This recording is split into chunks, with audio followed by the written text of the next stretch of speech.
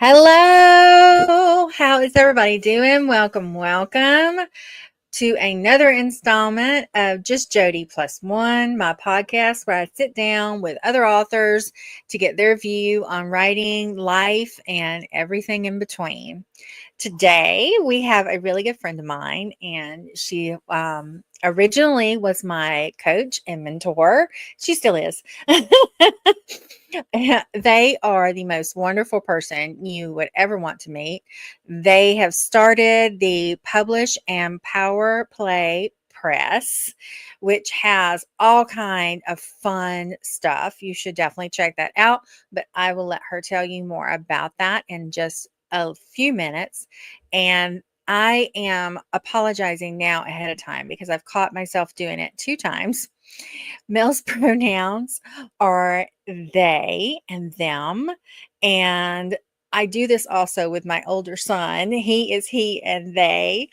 So I do mess up sometimes, but I always try and self correct. So let's get into it and bring on my friend, Mel Power.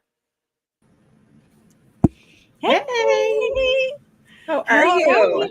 I am wonderful. How are you doing?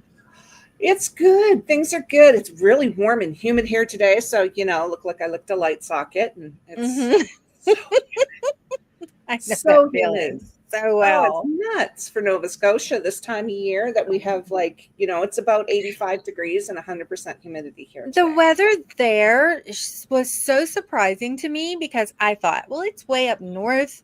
I bet it's always, just chilly and, doesn't get hot. And, So sitting here the other day, I was like, oh, I'm so sad because I'm hot. And it was like, it's getting hot before it's really supposed to down here in Florida. And you told me how hot it was there. And I was like, what? yeah, I can't yeah. believe that. But just two That's weeks ago we had snow on the ground. So crazy. Your weather fun might be times in the bipolar. Maritimes. My mother calls it wet bipolar weather. It's pretty much it. Pretty much it. Don't like it, wait 10 minutes. All right. So, what we are going to do today, my friends who are watching, I think, let's see who else here. We got Kay. Hello. Emma. Hello. Lynn. Hello. Alyssa Winters. Hello, sweet friend. Brandy. Hello. Rita, hello, Miranda Magic. And is Ziggy on the bed? He is, but you can't see him. He's kind of melted over the side of the He bed. scooshed in. All right, what we're gonna do today, guys, I am going to ask Melissa some questions. I have I think 5 categories: writing journey and creative process, LGBTQ plus representation and advocacy, publishing and power play press, reading engagements and community building, and then personal insights and reflections. So let's get started. Are you ready? I First am question. ready. All right, origin story.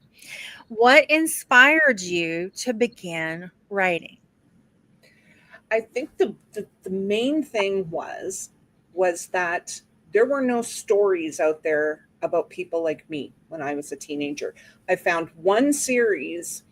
Um, it's the first book in the series is called The Cage, and it was by S.M. Sterling and Shirley Meyer. And the main characters were a lesbian couple, and they had like so many people of different orientations and gender identities, and this is back in the 80s. And I went, oh my god, there's people like me. So I started searching for more books and I couldn't find them. Mm. And I had always been writing. I wrote from the time I was really little. I actually published for the first time when I was 7 in Highlights magazine, which was a really big thing in the 80s here. And so I decided that I was going to start writing stories about people like me. And I always wrote. I never published because self-publishing wasn't a thing for a very long time. Yeah. And I, life got in the way. Yeah. Yeah. But here I am now. Can you describe your typical writing process? How do you develop your ideas into full-fledged stories? Well, my ideas are usually spawned by something that I have watched. Okay. And usually it's a mashup. So, for instance, I have another series that I'm starting to put together that came from an episode of Criminal Minds and an episode of Supernatural that somehow made a connection in my brain of, if I mash these two, it would make an Okay. awesome story, right? Mhm. So it usually starts with a single scene that pops into my head like a movie. And I get that, I have to get that down. I have a folder on my computer where ideas go. When I choose to write on something, I'll usually write scenes that are just like a single scene with nothing else attached to them until I get enough to actually sit down and do an outline and then start plotting. Then the story gets written, right? Okay. Character development. Your characters often resonate deeply with your readers. So, how do you approach creating such compelling and authentic characters? I don't try to force my characters to be something that they're not.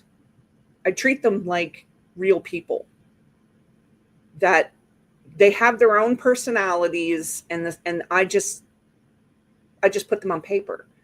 So very much so in that they all have their own, like even their own speech patterns and stuff like that. I don't try to force them. That is, I think, the biggest thing for me, so that they come across as being more realistic. All right. Genre exploration. You've written across various genres. What draws you to a particular genre, and how do you navigate writing in those different styles? So I actually have, like, I write under my name and I have a pen name. And the pen name is in a different genre. It's still queer writing. It's still queer stories, but it's erotica, as opposed to the one romance that I have under my name, along with the paranormal series that I'm writing right now. And it's, I don't quite know how to explain it. It's like Lang Walsh has a completely different writing style than Melissa Power. Okay. Lang Walsh writes everything in first person present tense, and Melissa Power writes everything in third person past tense. Right? So it's almost like I put on a different persona myself when I'm writing in different genres. That's so cool. So, overcoming challenges. What obstacle have you faced in your writing career, and how have you overcome them? I would say my biggest thing that I'm having to overcome is actually happening right now. And that is, I have burned out. I have reached burnout. Um, so it's really difficult for me to have to dial back the amount of work I do in a day so that I'm getting proper rest and all of this sort of thing. It's really hard because I'm type A personality, and I always have to be working. If I'm sitting on the bed at 8 o'clock at night watching TV, I'm probably feeling guilty that I'm not working. Yeah. So that is a huge thing. And the way that I'm able to overcome it is because of my community and my close circle of friends who are very careful to make sure that I don't overdo. You need to have that support. Yeah. I agree. I totally agree. So, LGBTQ representation and advocacy is our next set of questions. Representation matters. How do you ensure authentic LGBTQ plus representation in your work? Well, I guess first and foremost, because I'm queer, Yeah. and most of my community is the queer inside of the queer community, I am exposed on a daily basis to other queer people that don't have my, lived experience. But one thing I was really careful about when I started writing for Lang Walsh and I started writing the gay erotica is that I went and got a sensitivity reader. Okay. I went to a friend, gay man, and I said, I want you to read this stuff and make sure I'm doing it right. And he came back and he goes, I'd swear to God, you were a gay man. So I was really lucky that because I went into it, I didn't go into it thinking, okay, I'm gay, so I obviously know how to write all gay people, because that's not true. Right.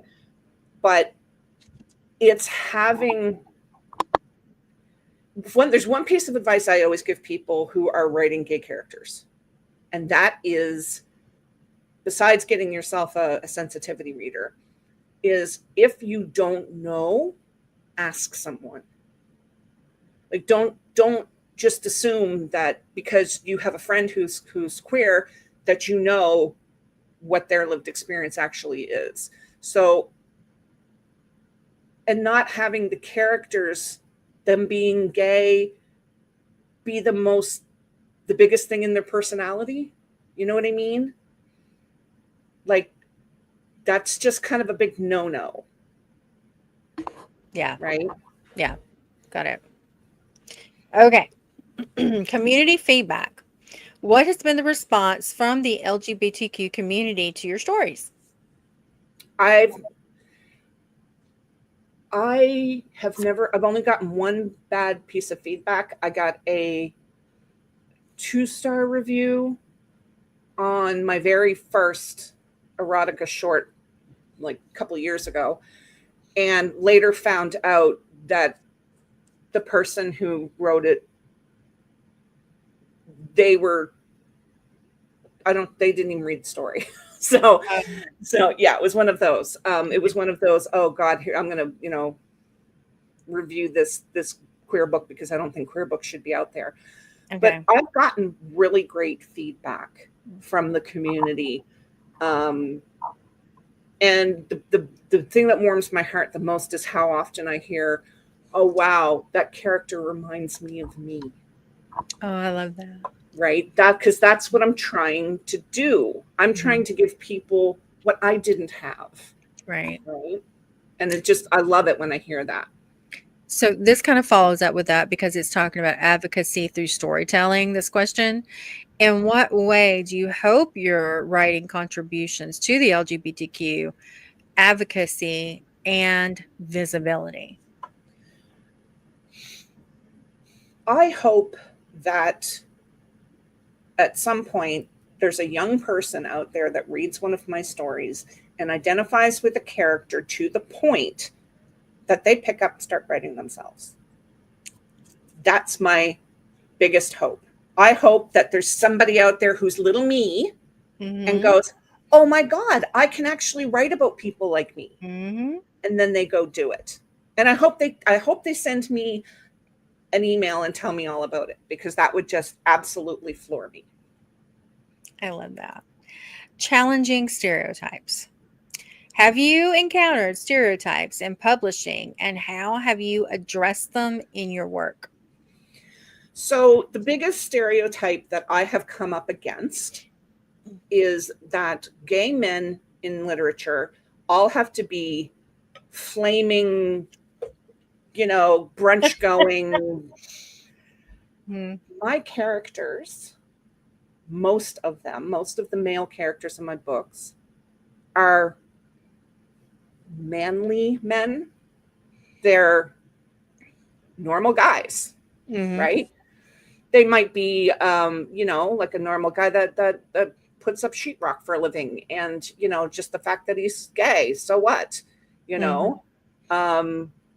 That to show that we're just normal people like everybody else, right? And that's a huge stereotype. And then of course there's the butch lesbian stereotype, which is ridiculous, and I hate it. And I think that most of the time that you see that, the story is being written by a heterosexual cisgendered person. who hasn't done their research or to actually talk to a Right. queer person. Right. All right. Now, this set of questions, not quite as heavy. Publishing and, let's see if I can say it, power, play, press. I had to tell Mel this morning when we got on, I was like, I couldn't say it. And I was like, I swear I have not had alcohol. So, okay. So, our first question is about founding Power Play Press. What motivated you to start your own publishing platform? Having more than one name that I write under, to be honest. And it was suggested to me by a mentor of mine that, you need to have a company that, you're writing under. You'll probably never be Penguin, but you still need to have this. And maybe at some point you can broaden out to where you're publishing for other people. Right. I don't know if that will ever happen. It's not on my radar right now. But because I have, and with the way the laws are here in Canada, I have to have an umbrella company for my writing, and then also for Scroll and Scribe. So I have the umbrella company because that's where all the taxes and all of that nonsense goes. But I did that for I have my main company is Parks Road Projects. Parks Road is where I grew up as a little girl. And underneath that umbrella is where I have Parks Road Publishing, DBA, Jodee G. Daniels. So I did that too. Look at us being twins. So, independent publishing, what are the advantages and challenges of being an independent publisher in today's literary landscape? Well, I feel like I can speak to this because when I first started, I actually tried to get traditionally published. Right. Back in the day when I thought that the only way to go was to write children's stories, which I suck at, by the way. I'm no good at it. It's just not my bag. So the disadvantage of self-publishing is you got to do everything yourself. Right? Everything. Especially when you're starting out. If you can't afford to hire a VA, then you literally have to be everything to everyone. Right? The only thing that I made sure that I did, that I spent the money on hiring somebody else, was I got myself a good accountant. Yeah. Right? Because first of all, I don't want to do any of that. Second of all, I don't want to do any of that. Right. But the advantages far outweigh that. You're in control. Like you don't have to answer to anyone but your readers. Yeah. Right? And the biggest thing is not losing the rights to your own work. Yeah. Like that thought terrifies me. Like when I hear people like Sarah Cannon talk about, I want a TV deal, like that's my I know I've made it milestone. I'm like, I don't want a TV deal.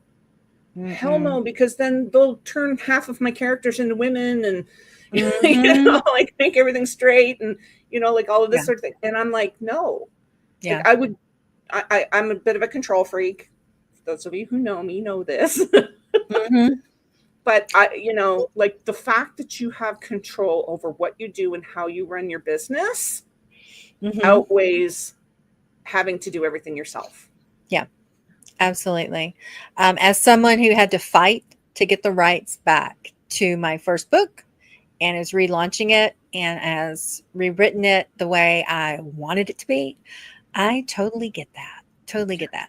And our friend is saying, ooh, everyone mentions editors, but I think you're the first to mention an accountant. I'm telling you. I love going to her spreads. They are worth their weight in gold. Yeah. Worth their weight in gold. Not that a good editor is not either. And finding the right editor is not easy. But finding an accountant. Right. All I have to do is update a spreadsheet at the end of every month with my expenses and my sales. That's all I have to do. And then my accountant takes care of everything else. Like I can't even tell you how much stress that takes off of you. Yeah. Yeah. I have Dan. Y'all Everybody all knows love Dan. Dan. Everybody loves Dan. Everybody loves Dan. He does all of that for me, but I too have a little spreadsheet that he made for me, which I thought was so sweet because I am as the ex worker for the Treasury Department project manager. I am the spreadsheet queen. So when he made that for me, I thought that was so sweet. Sorry, I had to get in a plug for my sweet husband. I just love Dan. Dan's. Oh, there's a question. Okay, Did Maggie, I love this. you? First of all, Maggie, I love Oh, this you. one. You let me know when you're coming. I will pick you Yes. up at the airport. Mama Maggie, we all would fight to get you to come visit us. We love you. Did you look for a general CP or one that had knowledge of book industry? Um, I went looking for just a good CPA, and being me, she also had to be queer. It's Okay. like it's a thing. You have to try to find somebody in the queer community first because we are so underemployed. Right. It's not even funny, especially here in Canada. But I was not aware that I'm not the first writer that she's ever worked with. So she has a couple of other Okay. clients that are authors as well, Okay. Okay. which made me feel like I had just found the unicorn. Okay. Yeah. Mama Maggie is just saying kudos to what you're doing because she does that too, keeping home expenses and writer's Yep. expenses Yep. separate. That is very important. I have What are two your different bank accounts with two different banks. smart, Yeah. smart? Yeah. Yeah, I like that. Future plans. What are your aspirations for the growth and evolution of Power Play Press? So right now my biggest thing is getting the freaking edits done on Vengeful Soul and getting it published, which I am hoping for an October date. The edits are going really, really well now. So, but as far as Power Play Press goes, I would just like to see the publication schedule, happening. And I am opening up membership to Scroll and Scribe again in June. So that's going to be, I know, okay, bless her and Brandy. If I was every day, they're cheering me on, and I love them so much for it. But I would just really like to feel like this is an actual business for me. I still do a lot of consulting work in the software industry, and that is my main source of income. So my plans for Power Play Press is for them to be my main source for that company to be my main source of income. And to do that, you need to write books. Yep. And to do that, you got to get the books edited. So You're the best. You're the best. Oh, okay. This next set, oops, wrong way. This is for reader engagement and community building, which you are wonderful at. Connecting with readers. How do you engage with your readership and what platform has been most effective? A couple of years ago, Twitter was the most effective one for me for Lang Walsh, until it wasn't, until it became a dangerous place for queer people to be. Yeah. So I am kind of struggling with the Lang Walsh stuff right now as far as engagement. I do find that I have an author YouTube or Facebook page that gets no use because I'm just using my personal one and I'm just interacting with my readers there as, hey, here's something about my book. And then my next post is, here's a picture of Ziggy and here's a recipe for chocolate chip cookies, just out there being my authentic self. Hey, Rachel. Hey, Rachel. Mama Maggie says that she shared with her daughter. So if something happens, all copyrights would go to her. That is yes, intellectual property protection. Yeah, it's in my will as well. Mine, everything is a very important one, guys. If you're new to writing and new to setting up your business, having a will about your intellectual property is very important. Having a living copyrights, believe it or not, do not cover a person who is deceased. No, but having a living will is Yes, very I do too. Yeah. important. Yeah. But the fact of, like, I know with Amazon, Mm-hmm. you set that up when you set up your account, that when I die, this is who my royalties go Yeah. to.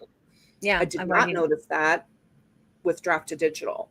I So haven't seen it, but I did talk to, what's our friend's name? I can't think of it. Mark, Laverver, his Mark last name. Leslie, Yes. Lefebvre, it's Laviv. French. Yeah. Yeah, Um, I um, just call him I, Mark Leslie. I just call him Marky Mark just to be a smarty pants. I love him. He's awesome. But anyway, back to our questions. Where Yes, back to our question. sometimes Mel and I forget that we're actually working and we Yeah, just, yeah, it happens. it happens, but that's okay. Let's go to community events. Do you participate in or host any events that bring together readers and writers? And I know you do, so this is your time to talk about it. I have Scroll and Scribe, which is Yeah. my author accelerator. Mhm. Um, and like I said, it will be opening again for membership in on the 1st of June.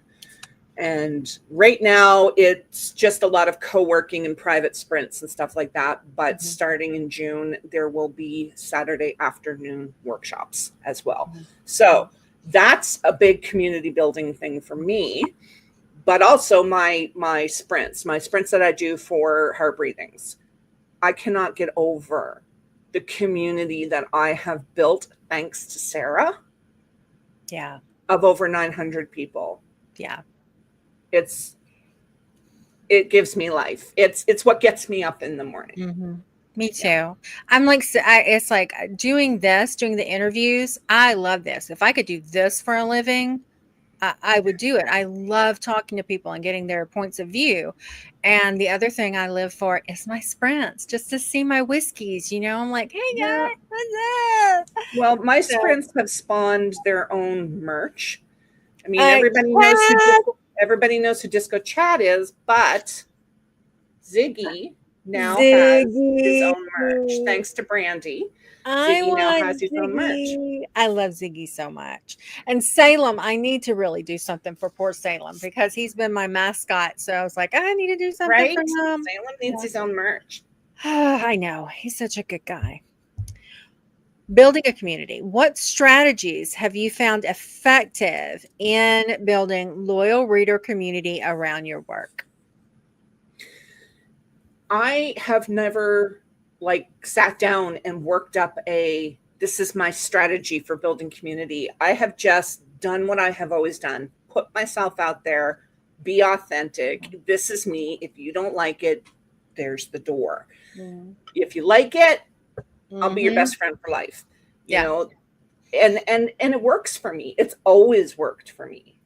In Yeah. any business that I have ever had or any job that Mm-hmm. I have ever had, just being myself. And, Mm-hmm. you know, so Yeah. I wouldn't say I have a strategy at all. When I first started writing, and I was struggling with some stuff, I was talking to Sarah and she was like, you know who sprints you need to go to? You need to go to Mel's. She did And not. she introduced me to She's you. so And then sweet. she introduced me to Lisa. Remember Lisa Forte? I can't say her Correct. last name. Forette. Correct. And I Rhiannon. miss Lisa. And then I met Jenna through you. Yeah. And then I met Kay, and I was like, I think about it now, and I'm like, okay, so I met all my best friends through heart breathings. And I Yeah. think that's why I'm always so passionate about sharing Sarah with the world Same. because, I'm like, she gave me my best friends. So, I have often said that she is responsible for my career. yeah, me too. You know? Definitely. Yes. Yes. Yeah. Absolutely. I mean, 100%. yeah, I've put in all the work, but she's the one who lit the fire under me. Yeah. And Yeah, exactly. I'll And never forget it. Let's just tell this quick little story. tell me. It was March. It was cold and dreary, and I was in this no-tell motel on a writing retreat that smelled like wet dog. Sorry. And I'm sitting there with my Starbucks, and I'm in one of Sarah's sprints this during Double Down Day. And this was just before I started sprinting for her. And I finished my manuscript. And I put in the chat, I finished. And she literally screeched everything to a halt to tell me how proud she was of me. And that was it. That was it. That did it for me. That I had somebody who's as successful as she is telling me how proud she is of me. And I'm like, oof, that's it. Yes, that was during one of my streams, Maggie, that she started creating the crone mugs. Yeah. I remember when we went to New Orleans, real quick Sarah story, and then we'll get back on track. We were sitting at dinner and she said, can I ask you something? Yeah. What genre do you think your books are? And that was kind of the beginning of the reboot and fixing things. And she was like, and I told her, I said, I think they're like urban fantasy. And she went, no, they're not. I was like, okay, I need another Corona. It's going to be a long night over here. All right. Our last set of questions are personal insight and reflections, which is also going to include the last question is going to be about everything you have upcoming. And I'm going to just turn it over to you and let you do all that. But your literary influences. Which authors or books have significantly influenced your writing style and themes?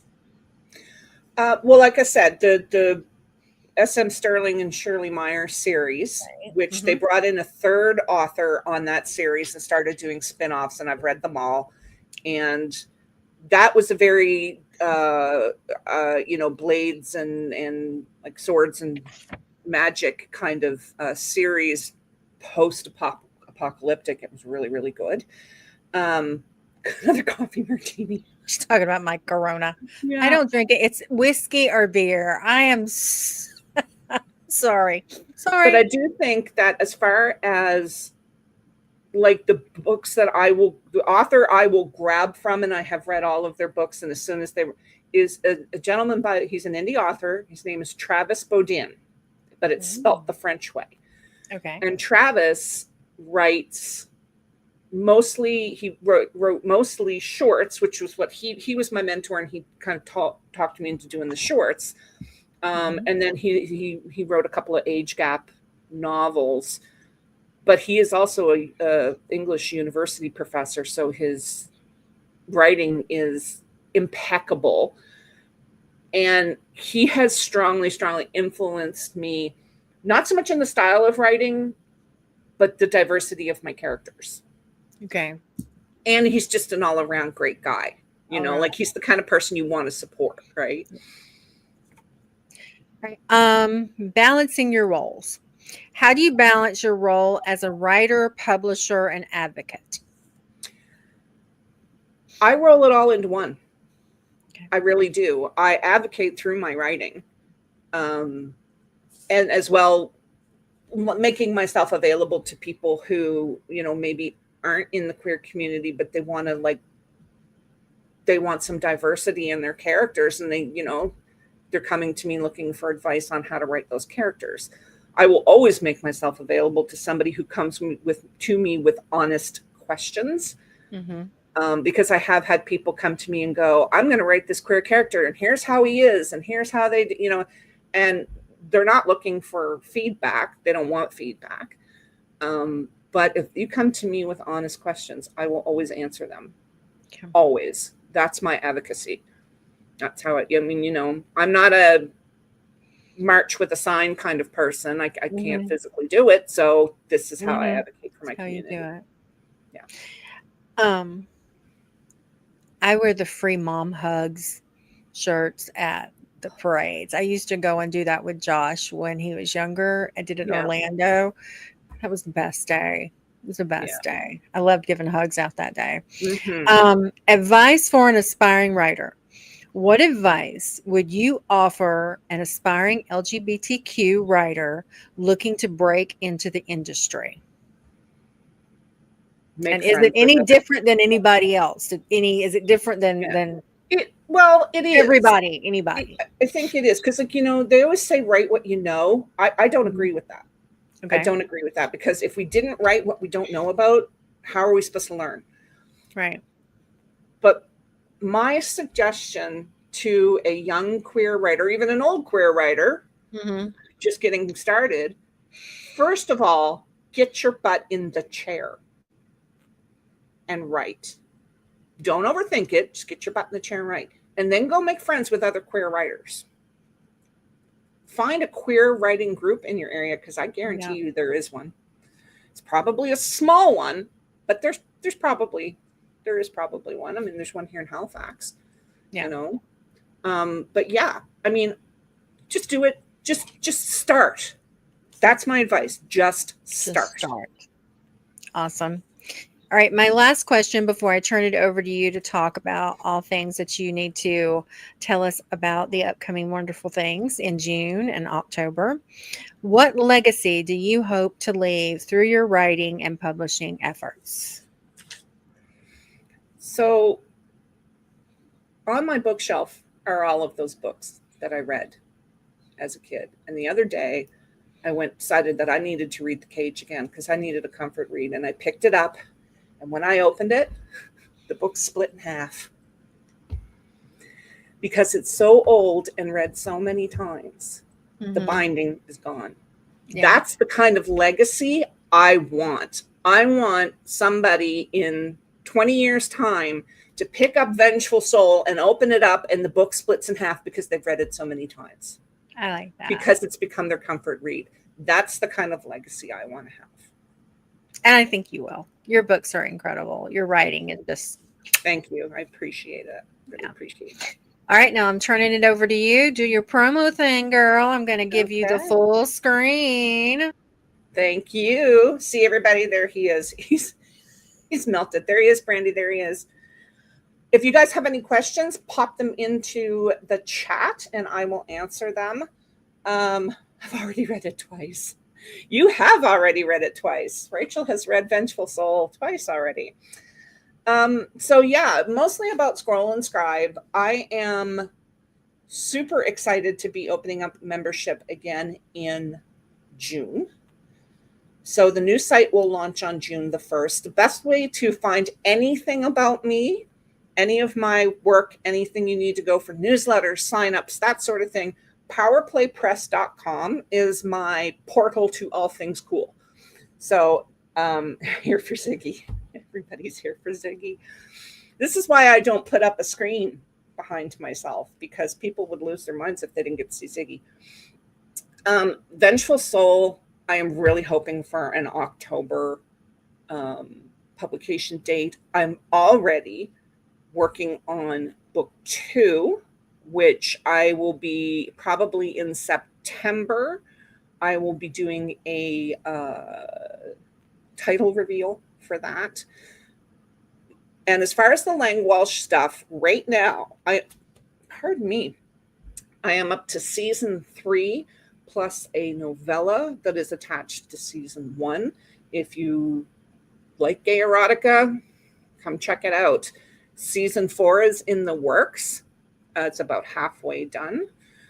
And I am probably going to start looking at other ways to market. There is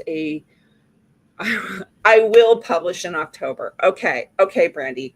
Let me put this out here now. You guys can all hold me accountable that Vengeful Soul will be ready for publication by the end of October.